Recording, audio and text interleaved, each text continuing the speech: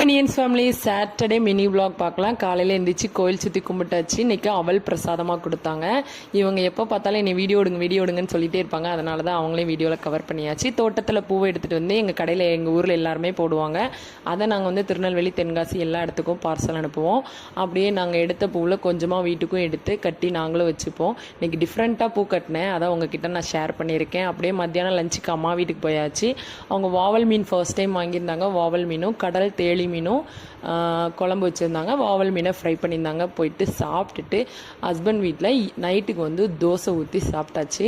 Video பிடிச்சிருந்தா like பண்ணுங்கள், share பண்ணுங்கள். பாய், தேங்க்யூ.